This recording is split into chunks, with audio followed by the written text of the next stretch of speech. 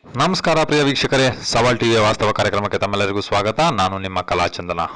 ಇವತ್ತಿನ ವಾಸ್ತವ ವರದಿ: ಮೈಸೂರು ನಗರದಲ್ಲಿ ಇರ್ವಿನ್ ರಸ್ತೆ ಅಗಲೀಕರಣದ ಕಾರ್ಯದಲ್ಲಿ ಆಡಳಿತ ವೈಫಲ್ಯ.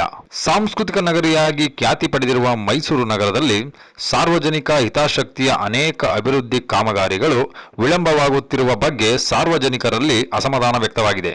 ವಿಶೇಷವಾಗಿ ಮೈಸೂರು ಮಹಾನಗರ ಪಾಲಿಕೆ ಹಾಗೂ ಮೈಸೂರು ಜಿಲ್ಲಾಡಳಿತ ಇಚ್ಛಾಶಕ್ತಿಯ ಕೊರತೆ ಮತ್ತು ಅಸಮರ್ಪಕ ಆಡಳಿತ ವೈಖರಿಯಿಂದ ನಗರದ ಹೃದಯ ಭಾಗವಾದ ಇರ್ವಿನ್ ರಸ್ತೆ ಅಗಲೀಕರಣ ಯೋಜನೆ ಸಂಪೂರ್ಣಗೊಳ್ಳದೆ ನೆನೆಗುದ್ದಿಗೆ ಬಿದ್ದಿದೆ ಎಂದು ನಾಗರಿಕರು ಆರೋಪಿಸಿದ್ದಾರೆ.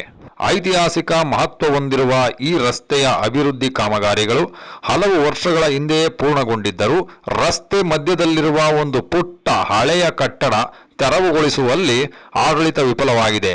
ಸರ್ಕಾರಿ ಆಯುರ್ವೇದ ಕಾಲೇಜು ವೃತ್ತದಿಂದ ನೆಹರು ವೃತ್ತದ ಸೆಂಟ್ರಲ್ ಪೋಸ್ಟ್ ಆಫೀಸ್ನವರೆಗೆ ಹರಡಿರುವ ರಸ್ತೆ ಆ ಕಟ್ಟಡದಿಂದ ಸುಗಮ ಸಂಚಾರಕ್ಕೆ ತೀವ್ರ ಅಡ್ಡಿಯಾಗಿದೆ. ರಸ್ತೆ ಅಗಲೀಕರಣಕ್ಕಾಗಿ ಇರ್ವಿನ್ ರಸ್ತೆಯ ಇಕ್ಕಲುಗಳಲ್ಲಿರುವ 80ಕ್ಕೂ ಹೆಚ್ಚು ಆಸ್ತಿ ಮಾಲೀಕರಿಗೆ ಪ್ರತಿ ಅಡಿಗೆ ಸುಮಾರು 13,072 ಪರಿಹಾರ ನೀಡಲಾಗಿದ್ದು ಒಟ್ಟು 47 ಕೋಟಿಗೂ ಅಧಿಕ ಮೊತ್ತವನ್ನು ವೆಚ್ಚ ಮಾಡಲಾಗಿದೆ. ಜೊತೆಗೆ ಒಂದು ಸಮುದಾಯದ ಪ್ರಾರ್ಥನಾ ಮಂದಿರದ ಕಾಂಪೌಂಡ್ ಅನ್ನು ಆ ಸಮುದಾಯದ ಮುಖಂಡರು ಸ್ವಯಂ ಪ್ರೇರಿತವಾಗಿ ತೆರವುಗೊಳಿಸಿ ಸಹಕಾರ ನೀಡಿರುವುದು ಗಮನಾರ್ಹವಾಗಿದೆ.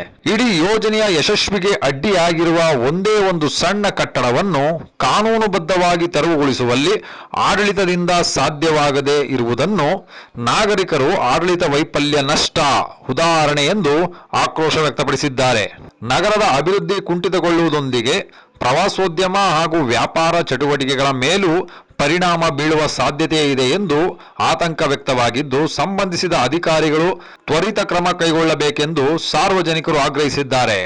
ಇದಾಗಿತ್ತು ಪ್ರಿಯ ವೀಕ್ಷಕರೇ ಇವತ್ತಿನ ವಾಸ್ತವ ವರದಿ. ಇದೇ ರೀತಿ ಹೆಚ್ಚಿನ ವಾಸ್ತವ ವರದಿಗಾಗಿ ನೋಡ್ತಾ ಇರಿ ನಮ್ಮ ಸವಾಲ್ ಚಾನೆಲ್ನ. ಸಬ್ಸ್ಕ್ರೈಬ್ ಮಾಡಿ, ಲೈಕ್ ಮಾಡಿ, ಶೇರ್ ಮಾಡಿ ಮತ್ತು ಕಮೆಂಟ್ಸ್ ಮಾಡಿ.